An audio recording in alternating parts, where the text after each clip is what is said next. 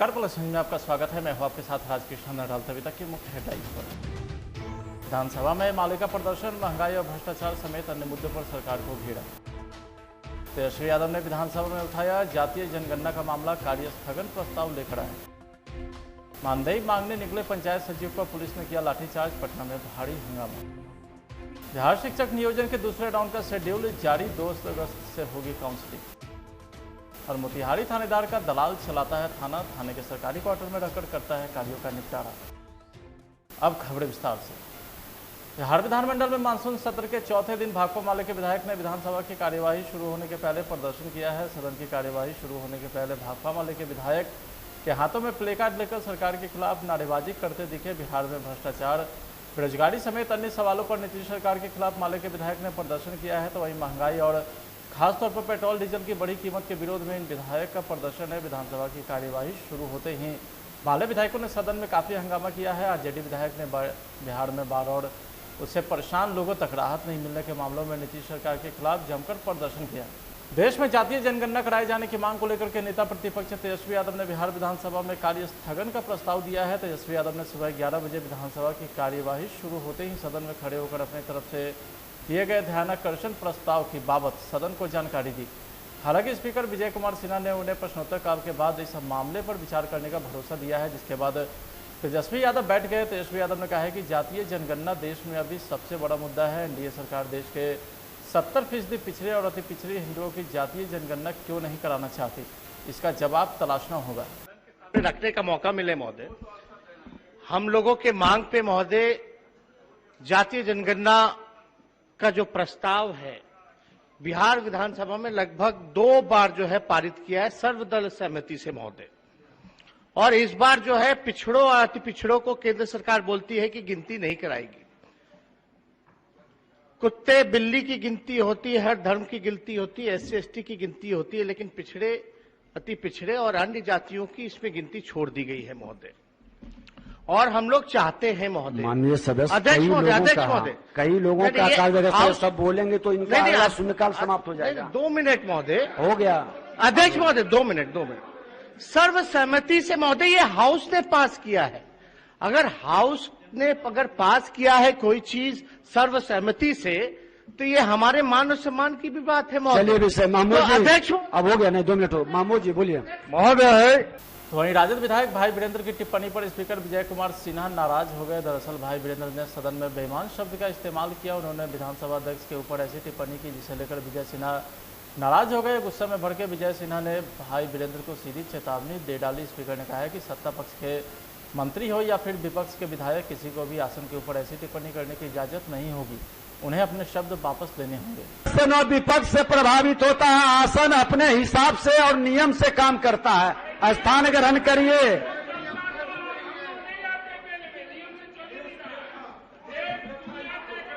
इतिहास गवाह है, इतिहास को भी झांकिए। बैठिए।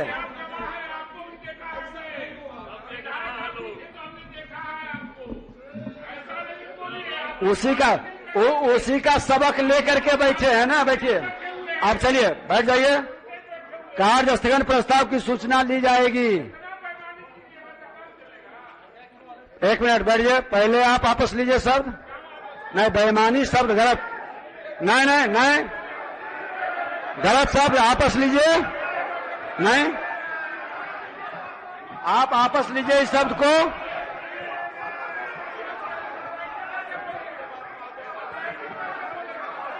आप वापस लीजिए इस शब्द को।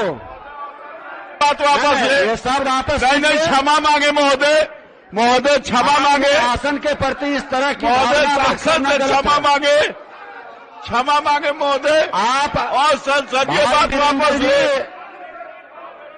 आप वापस लीजिए शब्द को। ये परंपरा सदन के अंदर नहीं चलेगा, चाहे सत्ता पक्ष के मंत्री हो या सदस्य हो। ये नहीं, आप वापस लीजिए। क्षमा मांगना चाहिए। मैं 3 बार कह रहा हूं कि आप वापस लीजिए।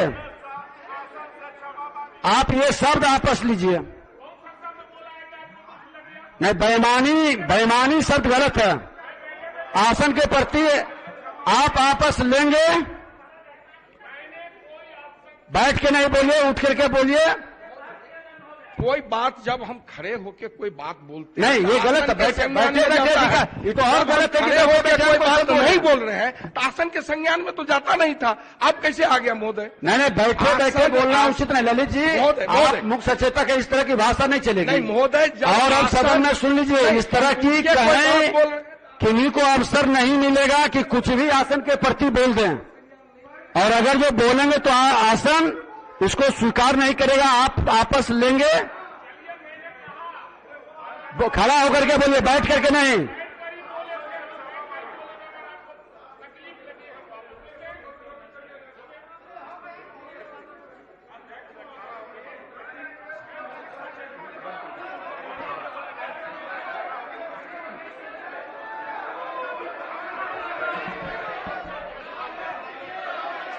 वहीं बिहार विधानसभा में बालू के अवैध कारोबारी को लेकर के राजद के विधायक ने मोर्चा खोल दिया है और सरकार के खिलाफ जमकर हमला बोला है।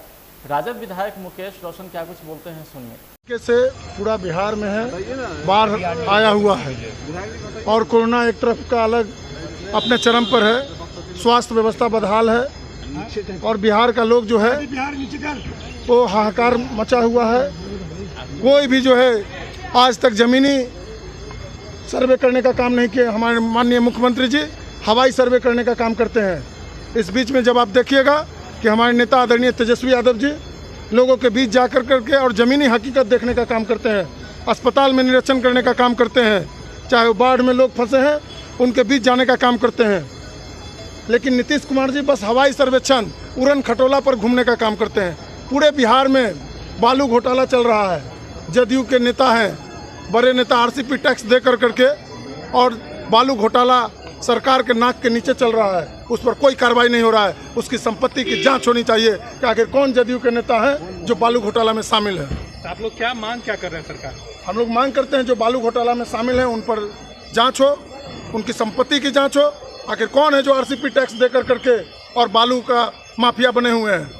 पूरे बिहार में देख लीजिए आप कि बालू माफिया जो है वो 4000 जो सरकार कह रही है कि 4000 सरकार रेट तय किए हुए, कहाँ 4000 में मिल रहा है? किस दुकान में मिल रहा है 4000 में बालू का रेट जो है वो 40,000 में मिल रहा है ट्रक। ये हाल है। भारतीय जनता पार्टी के सांसद निशिकांत दुबे ने तृणमूल कांग्रेस के सांसद महुआ मोइत्रा पर उन्हें बिहारी गुंडा कहने का आरोप लगाया है। बीजेपी सांसद ने कहा है कि आईटी से जुड़ी संसदीय समिति की बैठक के दौरान टीएमसी सांसद महुआ मोइत्रा ने उन्हें बिहारी गुंडा कहा है। तृणमूल कांग्रेस सांसद के बयान पर बिहार के सभी सियासी दलों ने एक सुर में इसका विरोध किया है। कहा है नहीं, जो लोग भी अगर ऐसा बयान देते हैं तो ऐसा बयान नहीं देना चाहिए और कम से कम ये दुखद है और इससे ज़्यादा तो हम कुछ कह नहीं सकते। लेकिन बिहार जो है लोकतंत्र की जननी है। बिहार महापुरुषों का महापुरुष से यहाँ कर्मभूमि रही है। गांधी जी की भी कर्मभूमि रही है। गौतम बुद्ध, महावीर से लेकर के जैन से लेकर के सब लोगों ने यहाँ सब काम किया है।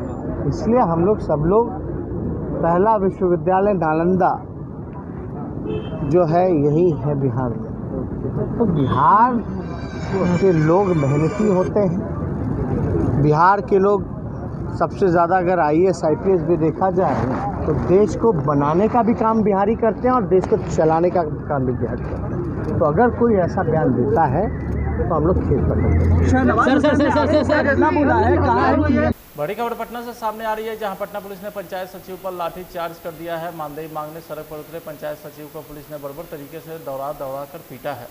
दरअसल पंचायत वार्ड सचिव संघ पटना में प्रदर्शन करने उतरा था। विधानसभा मार्च के दौरान वार्ड सचिव अपनी सेवा, स्थायी और सामान्य मानदेय की मांग को लेकर के प्रदर्शन कर रहे थे। इसी दौरान गांधी मैदान के पास पटना पुलिस ने उनके ऊपर लाठीचार्ज कर दिया और पंचायत सचिव को रोड पर दौड़ा कर पीटा। पंचायत वार्ड सचिव संघ का आरोप है कि सरकार ने पिछले 4 सालों से पंचायत वार्ड सचिव का मानदेय सरकार ने नहीं दिया है।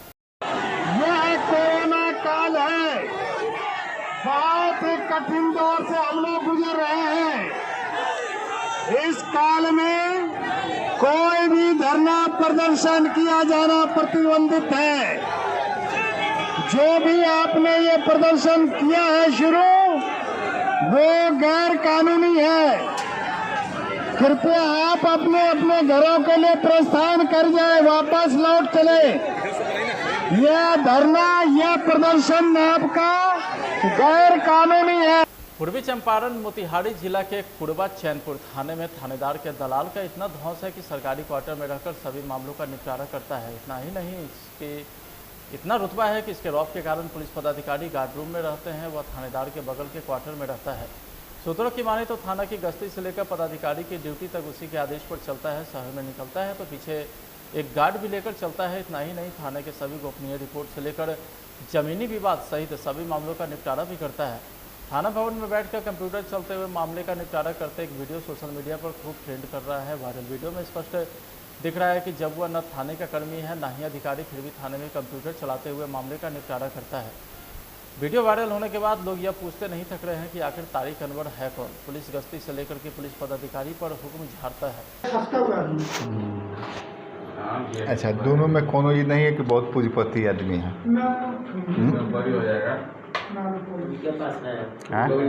कोई के पास में नहीं है, हम लोग जानते नहीं किसके पास में कितना। वो बिजली काम कर रहा है, उसके पास में कौन चीज़ है?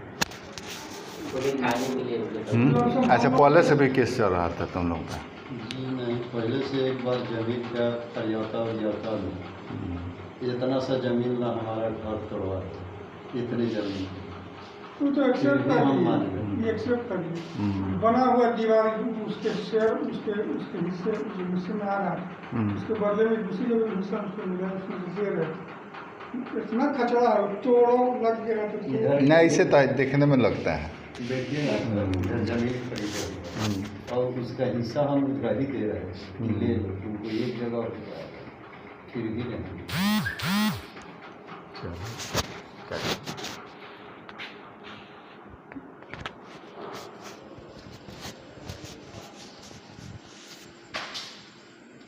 लहरिया कट और बिना पेपर के वाहन चलाने वाले लोग 12 अनुमंडल में हो जाएं सावधान, क्योंकि अगर आप बिना हेलमेट और पेपर के बाइक लेकर निकलते हैं तो आपको जुर्माने के साथ सजा भी मिलने की पूरी उम्मीद है। 4 व्हीलर वाहन चालक भी अपने साथ लाइसेंस और पर्याप्त पेपर जरूर दिखाएं, जिससे आप गंतव्य स्थान के लिए अगर निकलने हो तो आप बीच में न रह जाएं। उक्त बातें बार SDPO मनोज कुमार ने सख्त लहजों में कहा है।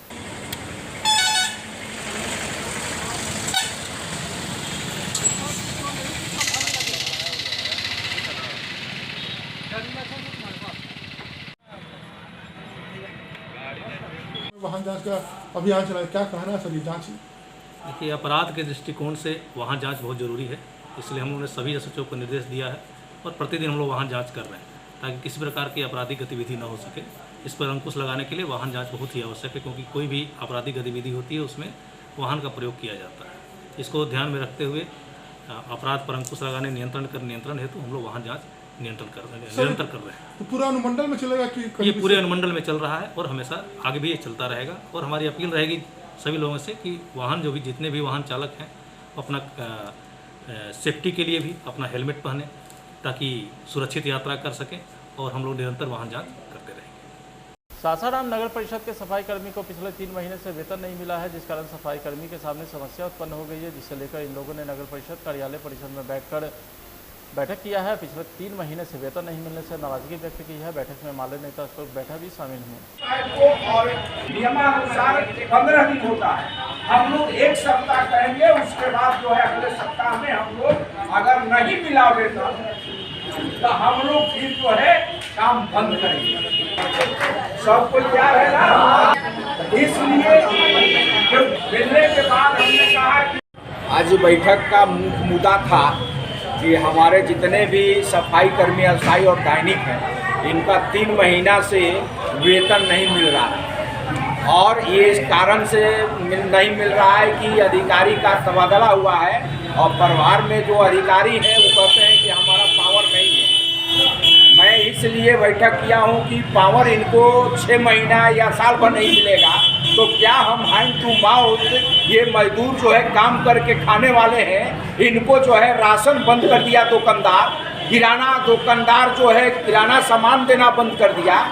अब ये भुखमरी के कगार पर है, इनका जो है घर चलाना, भोजन करना मुश्किल हो गया है। इसलिए हम लोग बैठक किए हैं ओनली 1 मुद्दा पर कि वेतन 5 तारीख तक दिया जाए, और नहीं तो हम जो है वेतन नहीं मिलेगा तो हम काम बंद करेंगे। हम जो है अब भूखे नहीं मरेंगे, हम कोई दूसरा काम करके खाएंगे। इसलिए हम लोगों ने आज बैठक किया है। और जो है आज हम लोग प्रशासन से, जिला प्रशासन से मांग रहे हैं। मुजफ्फरपुर जिले में एक बार फिर से प्रेम प्रसंग का मामला तूल पकड़ता दिख रहा है। हाल ही में काटी थाना क्षेत्र में हुई युवक की हत्या की आग अभी ठंडी भी नहीं हुई थी। इसी बीच मीनापुर थाना अंतर्गत पानापुर ओपी स्थित खड़िका गांव में एक युवक की पीट-पीट कर हत्या कर दी गई। जानकारी के अनुसार मृतक राजेश कुमार पानापुर का रहने वाला था। मृतक का पड़ोसी ने आरोप लगाया कि राजेश का 1.5 साल से खड़िका गाँव की एक लड़की से प्रेम प्रसंग चल रहा था, शायद इसी कारण उनकी हत्या हुआ था। क्या कुछ जानकारी मिला? हमको तो यही जानकारी जो बोले क्या जैसे 1.5 साल पहले से वो प्रेम प्रसंग बातचीत होता था, अपन बुलाता था लड़की फ़ोन ऑन करके उसका मोबाइल पर, और हम लोग तो इतना ही जानते थे। उसका बाद में वो मोबाइल से बात करके बुला उला के ले जाता था, वो आता जाता था अपन। हम लोग इतना माने लड़की के विषय में हम गार्जियन वाला बात रहा था तो हम जानता, अब हम लोग तो उतने जानते नहीं थे। ये मालूम आज हुआ है ये 7 बजे रात को कोई आया था, उसको बुला के ले गया। बुला के ले गया था, और कोनो काम के लिए गया कि का के लिए गया से तो वही जानेगा। तो उसके बाद में 1 बजे रात के हुए मालूम हुआ मार दिया। ओपी थाना फ़ोन किया चौकीदार के मोबाइल पर, तो हमको बुलाया चौकीदार तो ये बात तो कहे जो ऐसे ऐसा बात है, इसको मेडिकल ले गए। 1-2 बजे में हम लोग ले काटी लाद के ले गए, काटी उसी गाड़ी से, वही गाड़ी से लाद के ले गए तो काटी रख दिए। वो ट्रीटमेंट कराए, पट्टी बनवा दिए, और उसको आए तो रास्ता में वो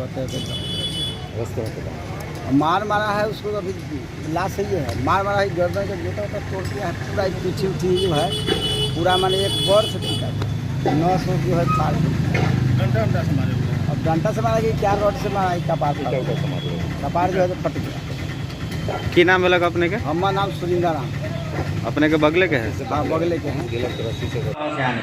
सूचना हम लोग गए थे बिशुनपुर पहले, वहाँ बाजार था चेक करने के लिए, तो वहीं से सूचना मिला मोबाइल द्वारा कि एक आदमी मार कर वहाँ ठीक रहा है। वहाँ से हम लोग काटी हॉस्पिटल लाए और काटी से रेफर कर दिया SKMCH। हम लोग SKMCH में मर गया। और लड़का मर गया? लड़का मर गया। क्या नाम है उसका? बिहार के मुजफ्फरपुर और आसपास के जिलों में इस साल जुलाई महीने में भी इस बीमारी का कहर दिख रहा है। मुजफ्फरपुर के SKMCH में इलाज के दौरान एक और बच्चे की मौत हो गई है। बुधवार रात को सीतामढ़ी के 5 साल के अंकित ने SKMCH में इलाज के दौरान दम तोड़ दिया है। उसे 24 जुलाई को SKMCH के शिशु वार्ड में भर्ती कराया गया था, जहां उसकी गंभीर स्थिति को देखते हुए ICU वार्ड में शिफ्ट कर दिया गया था। शुरू से ही AES प्रोटोकॉल के तहत उसका इलाज चल रहा था। बाद में जांच रिपोर्ट आने के बाद उसमें AES की पुष्टि हुई थी। AES के बदलते ट्रेंड को देखते हुए SKMCH के शिशु रोग विभाग चौकस हो गया है। पटना सिटी चौक थाना के हरमंदिर गली स्थित दशमें पिता श्री गोविंद सिंह महाराज के जन्मस्थली पटना साहिब गुरुद्वारा में वर्तमान सदस्य एवं निवर्तमान सदस्यों के बीच काफ़ी हंगामा हुआ। गौरतलब है कि 25 जुलाई को 2.5 साल के बाद तक श्री हरमंदिर जी पटना साहिब प्रबंधक कमेटी के सदस्यों का चुनाव काफ़ी हंगामा के बीच प्रसाधन और दंडाधिकारी के समक्ष संपन्न हुआ था, जिसमें प्रधान अवतार सिंह हित के द्वारा प्रधान चुना गया। इस चुनाव में महासचिव महेंद्रपाल सिंह ढिल्लन का बहुमत नहीं होने के कारण इंद्रजीत सिंह महासचिव पद पर काबिज हुए। चुनाव होने के बाद वर्तमान सदस्यों ने चार्ज मांग की तो निवर्तमान सदस्यों ने असहमति जताई, जिससे आक्रोशित होकर वर्तमान सदस्य हंगामा करने लगे। इलेक्शन तो पहले मिनिस्टर साहब बहाल हुए, बहुत कुछ हुआ। जब कमेटी नई कमेटी यहाँ आई तो आगे पूरा दिन 8 बजे सुबह से लेके आपने बहुत किया है, आपको कमेटी से बहुत आ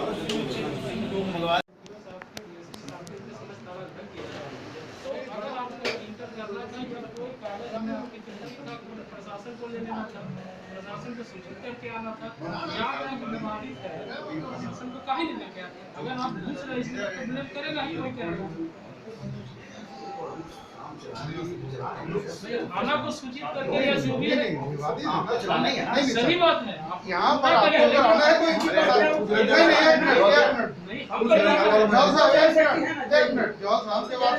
आप सब कुछ करने के लिए एलिजिबल है। जब विवादित हो गया है तो विवादित में कोई भी काजे में कोर्टे में घुसिएगा तो शंका सही भी करते हुए हो, तो हम अगर सही है नहीं सर, देखिए एक चीज बता रहे हैं, आप विवादित हो गया कोई भी काम करिए तो थाना को सूचित कर दिए, कोई आ जाएगा बंदा 2 घंटा बैठ जाएगा, आप जो करना है कर लीजिए, कोई रोकेगा नहीं, सूचित कर देंगे सर, ये आप हो गया ना। और वेलकम करता हूँ आपने हमारा बहुत साथ दिया, आपने जो सही से जहाँ हुआ जब से ये काम शुरू हुआ इलेक्शन का, आपने हर रिपोर्ट दिया, किसी पे हमने कोई किसी के ऊपर तराज नहीं है, क्योंकि जो जहाँ हुआ वही वहाँ छपा है। मैं आपका धन्यवाद देता हूँ इस बात में, क्योंकि मेरे को ये भी पता है कि कुछ आदमी ऐसे भी यहाँ बैठे हैं जो हमारे से भी ज़्यादा गुरुकार को मानते हैं, वो गलत बात नहीं छोड़नी चाहते, वो सही बात नहीं करनी चाहते। जैसे आज पोस्टर सर ने कहा कि लोग वो गंगा जल जो हजरत करने लगा वहाँ का जल लेके पीते हैं लोग, वो कहता कि तुम लड़ रहे हो, ये कह रहे कितनी बड़ी बात उसने कही है। और इसलिए ये लड़ाई नहीं होनी चाहिए, ये आज का जो मसला था नहीं था, ये अचानक आ गया। ये अगर वो आया था कि हमने उसको कहा किसी जगह जब सामान लेके ना बाहर गया, फिर जाके हमने रोका उसको सवाल कि क्यों जा रहे हैं, तब जाकर उनको ये प्रॉब्लम आई और हमने इसलिए रोका था कि कोई अंदर सामान पड़ा है, कोई प्रधान हुए, कोई सकत्र हुए, कोई बड़े से बड़ा गुरुद्वारे की जो अमानत है, जो सोना है, जो वो गुरुद्वारे के अंदर तोशे खाने में चाहिए, गुरुद्वारे के कंट्रोल में चाहिए, बोर्ड के अंदर चाहिए, लेकिन कभी सकत्र के पास हुआ वो सारा सोना इसकी अलमारी में पड़ा है, ये क्यों रखा है आज तक, क्यों नहीं साल दिया, बताया नहीं किसी को कि सोना है कहाँ और कितना सोना है, और सारे मेरे को बताया नहीं, क्योंकि जो शेख साहब को जरा सी चार्ज भाई साहब को, तो वो उससे पता चला, वो इन्हें बताया कि वो बड़ा बड़ा सोना मेरे पास है, फिर बताया नहीं, फिर मैं क्या उसको निकालो, हम दिखना कि नहीं है उसको, फिर नहीं निकाला उसने, वो सारा जितना अच्छा चीज़ें महंगी चीज़ थी हैं वो सारी स्किल मार्केट पड़ी हैं। और हमें खतरा ये है आज भी कि कहीं जो टोले पर के गए हैं कहीं उसमें से कोई चीज़ चल जाएगा हो, इसलिए ये सारे आदमी वहाँ जाके खड़े हो, हमें कोई फर्क नहीं पड़ता, आया थी चला जाता कोई फर्क, लेकिन घूम करके सोना या कुछ चीज़ चल जाता। इधर भी थोड़ा सा इधर भी दूसरी बात ये मैं कहने लगा हूँ कि आपने कल इसने प्रेस कॉन्फ्रेंस की और उस प्रेस कॉन्फ्रेंस में इन्होंने जितनी बातें की बेहद झूठ बोला। रोहतास के डेहरी में नहाने के दौरान 3 बच्चे डूब गए। घटना डेहरी के शिवगंज के पास स्थित पटिया घाट की है। बताया जाता है कि स्थानीय लोगों ने 2 बच्चे को पानी से सकुशल निकाल दिया, जबकि तीसरा बच्चा 12 साल का शुभम कुमार पानी में डूब गया, जिसमें इसकी तलाश जारी है।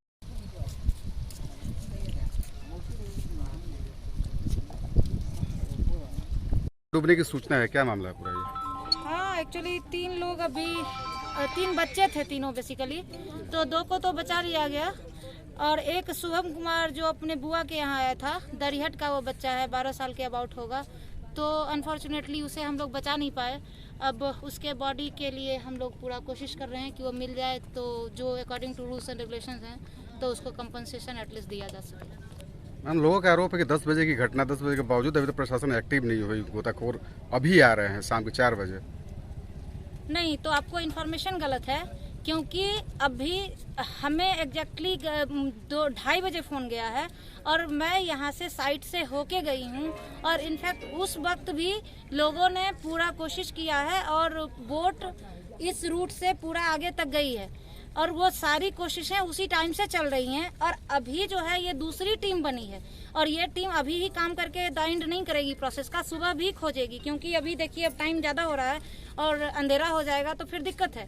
लेकिन हमारे जिस वक्त से हमें मिला है ये। वहीं सासाराम पुलिस ने गुप्त सूचना के आधार पर शराब के 2 धंधेबाजों को गिरफ्तार किया है। लोगों के पास से 30 लीटर अंग्रेजी शराब को पुलिस ने बरामद किया है।